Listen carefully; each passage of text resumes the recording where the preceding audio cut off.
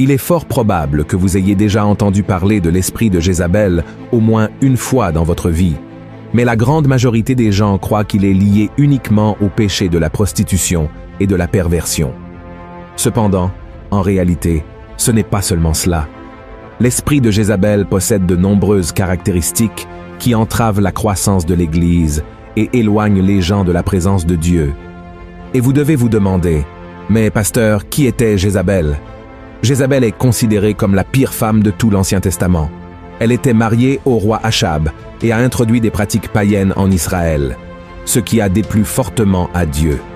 Elle était une reine très méchante qui promouvait l'idolâtrie, tuait de nombreux prophètes et persuadait son mari d'adorer un autre Dieu que le Seigneur.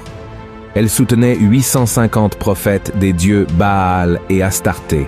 Ce prophète pratiquait des rituels abominables, suscitant la colère de Dieu.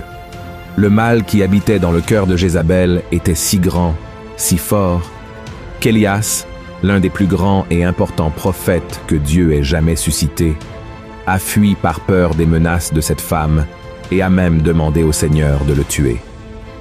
Dans le livre des Rois, chapitre 19, il est écrit que Élie, voyant cela, se leva et s'en alla pour sauver sa vie. Il arriva à Béer-Shéba, qui appartient à Juda, et il y laissa son serviteur. Pour lui, il alla dans le désert où, après une journée de marche, il s'assit sous un genêt et demanda la mort, en disant « C'est assez. Maintenant, Éternel, prends mon âme, car je ne suis pas meilleur que mes pères. » Mais Jézabel a été punie. Dieu a rempli Élie de courage, et il est revenu prophétiser que cette femme aurait une mort sanglante et que les chiens mangeraient son cadavre. Et c'est exactement ce qui s'est passé. La Bible raconte qu'un homme appelé Jéhu a tué le fils de Jézabel, et, à cause de cela, elle l'a défié. Alors Jéhu a envoyé quelques hommes pour la tuer. Ils ont envahi le palais et ont jeté Jézabel par la fenêtre. Jéhu l'a ensuite écrasée avec ses chevaux. Lorsqu'ils l'ont enterrée, ils n'ont trouvé que son crâne, ses pieds et ses mains, car les chiens avaient mangé le reste. Les actions de Jézabel contre le peuple de Dieu étaient si destructrices que son nom a été adopté par un esprit malin très puissant, dont le seul objectif est de détruire l'autorité de Dieu. Et sa cible favorite est l'Église. Malheureusement, dans presque toutes les communautés chrétiennes, il existe une Jézabel qui trompe les gens et entrave leur croissance spirituelle. Et Dieu veut nous utiliser pour vaincre cet esprit malin, afin que son peuple puisse être béni. Mais comment savoir si l'esprit de Jézabel habite parmi nous? Il existe quelques caractéristiques qui peuvent indiquer la présence d'une Jézabel dans votre Église. Et la première d'entre elles est la prostitution. Dans le livre des Rois, chapitre 9, il est raconté que Jézabel était une femme vaniteuse et habituée à atteindre ses objectifs par la séduction. Dans la Bible, le terme prostitution a le sens d'infidélité tant conjugale que spirituelle. Quand une personne n'est pas fidèle à Dieu, elle se prostitue, car Jésus a dit que personne ne peut servir deux maîtres.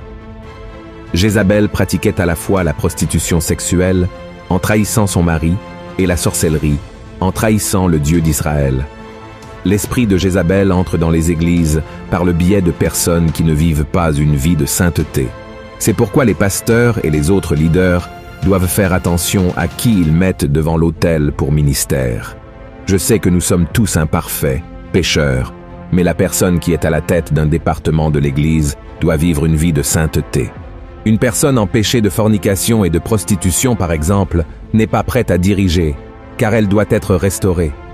Et nous devons le faire avec amour et beaucoup de patience, ne jamais exposer personne en public. En plus de cette situation, il y a aussi la prostitution spirituelle. Beaucoup de membres d'Église sont rebelles à l'égard de la communauté où ils se rassemblent. Des personnes comme celle-ci sautent d'une branche à l'autre, cherchant où trouver quelqu'un qui leur convienne, et chaque jour cherchent une église et un pasteur qui fassent leur volonté. Et lorsqu'ils ne sont pas satisfaits, ils créent des intrigues pour nuire au leadership. La deuxième caractéristique de l'esprit de Jézabel est l'idolâtrie. La Bible raconte que Jézabel adorait des idoles et avait une armée de prophètes composée de plus de 850 hommes qu'elle soutenait pour vénérer des dieux étrangers. De nos jours, nous voyons rarement ce type de pratique, mais l'idolâtrie va au-delà des images sculptées. L'idolâtrie, c'est tout ce qui prend la place de Dieu dans notre cœur, car le Seigneur doit être la priorité dans notre vie. Par exemple, de nos jours, il existe un monde évangélique où des personnalités telles que des chanteurs et des pasteurs se distinguent plus par leur charisme et leur talent que par leur foi en Jésus. Et c'est là que l'esprit de Jézabel agit. Il fait en sorte que les gens idolâtrent davantage la célébrité évangélique que le Seigneur lui-même. Et c'est quelque chose que Dieu déteste. La troisième caractéristique de l'esprit de Jézabel est la manipulation. Jézabel était manipulatrice, ce qui signifie qu'elle voulait que tout se passe à sa manière. Elle a même convaincu son mari d'abandonner le Dieu d'Israël et d'adorer le Dieu Baal. De plus, elle était très envieuse.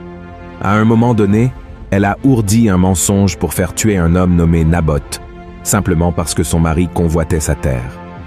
Ainsi, elle a pris la vie et la propriété d'un homme innocent. Une personne manipulatrice ment pour obtenir ce qu'elle veut. Elle trahit et poignarde dans le dos, cherchant à se venger de ceux qui refusent de faire sa volonté. L'esprit de Jézabel entre dans de nombreuses églises par le biais de personnes qui veulent tout contrôler. Certains de ces individus occupent déjà des postes de responsabilité professionnellement et reflètent cette attitude au sein de l'Église, pensant qu'ils peuvent donner des ordres à leurs frères comme s'ils étaient des employés ou des subordonnés sur le lieu de travail. L'Église n'est pas un endroit pour maltraiter quiconque, mais plutôt pour manifester amour et camaraderie. Et si quelqu'un occupe une position de pouvoir dans la société, cela doit être laissé à l'extérieur. Dans l'Église, nous sommes tous frères et sœurs et devons nous servir mutuellement avec amour, comme l'a dit l'apôtre Paul dans Galates, chapitre 5. Par conséquent, nous devons être prudents lorsque nous nommons quelqu'un à un poste de leadership qui ne traite pas bien ses frères. Et enfin, la quatrième caractéristique de l'esprit de Jézabel est la persécution. Cette femme a persécuté les prophètes de Dieu au point que beaucoup ont dû se cacher pour ne pas être tués. Beaucoup de prophètes sont même morts à cause de Jézabel, et le prophète Élie lui-même a été menacé par elle. Une des raisons de cette persécution est que les prophètes de l'époque parlaient à la vérité et non ceux que Jézabel et son mari voulaient entendre. De même, l'esprit de Jézabel peut être perçu dans des églises où des personnes sont persécutées par leurs propres frères. Il existe des églises où tout est tellement établi que lorsqu'un homme ou une femme de Dieu propose des changements, il commence à être persécuté et à faire face à des persécutions externes de personnes ou de situations venant de l'extérieur de l'Église. C'est quelque chose de normal, mais l'esprit de Jézabel agit à l'intérieur de l'Église. C'est une stratégie de l'ennemi pour affaiblir le peuple de Dieu. Car Jésus a dit, comme Jésus connaissait leurs pensées, il leur dit, « Tout royaume divisé contre lui-même est dévasté, et toute ville ou maison divisée contre elle-même ne peut subsister. » C'est pourquoi faites très attention aux personnes qui parlent mal d'autres frères, ou qui persécutent les dirigeants et les membres, car elles sont utilisées par l'esprit de Jézabel. Je sais que nous n'avons pas besoin d'être d'accord avec tout ce que nous voyons et entendons dans l'Église, mais Dieu nous appelle à intercéder et à exhorter si nécessaire, et non à causer des divisions ou des querelles. Comme nous l'avons vu au début de cette vidéo, la fin de la vie de Jézabel a été terrible. De plus, dans le livre de l'Apocalypse, Jésus donne l'avertissement suivant à l'église de Thyatire pour avoir toléré cet esprit de Jézabel parmi eux. Il a dit « Je connais tes œuvres, ton amour, ta foi, ton fidèle service, ta constance et tes dernières œuvres plus nombreuses que les premières. Mais ce que j'ai contre toi, c'est que tu laisses la femme Jézabel, qui se dit prophétesse, enseigner et séduire mes serviteurs, pour qu'ils se livrent à l'impudicité et qu'ils mangent des viandes sacrifiées aux idoles. Je lui ai donné du temps, afin qu'elle se repentît, et elle ne veut pas se repentir de son impudicité. Voici, je vais la jeter sur un lit, et envoyer une grande tribulation à ceux qui commettent adultère avec elle, à moins qu'ils ne se repentent de leurs œuvres. Je ferai mourir de mort ses enfants, et toutes les églises connaîtront que je suis celui qui sonde les reins et les cœurs, et je vous rendrai à chacun selon vos œuvres. Donc, si dans votre église quelqu'un présente ces caractéristiques, commencez à prier pour cette personne, car elle pourrait être dominée par un esprit démoniaque qui doit être chassé.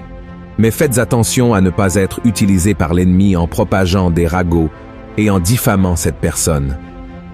L'amour est l'accomplissement de la loi.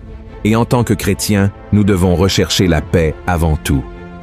Beaucoup de ces personnes sont simplement religieuses et n'ont pas encore eu une véritable expérience avec Dieu. Elles ont besoin de nous pour les bénir. Maintenant, si la personne refuse d'être corrigée, il n'y a rien qui puisse être fait. La Bible est très claire sur ce que Dieu fera à ceux qui permettent à n'importe quel esprit démoniaque de dominer leur vie. Le psalmiste a écrit « C'est pourquoi les méchants ne résistent pas au jour du jugement, ni les pécheurs dans l'assemblée des justes. Car l'Éternel connaît la voie des justes, et la voie des pécheurs mène à la ruine. » Si vous avez apprécié ce message, partagez-le avec vos amis et votre famille et abonnez-vous à ma chaîne. Que Dieu vous bénisse.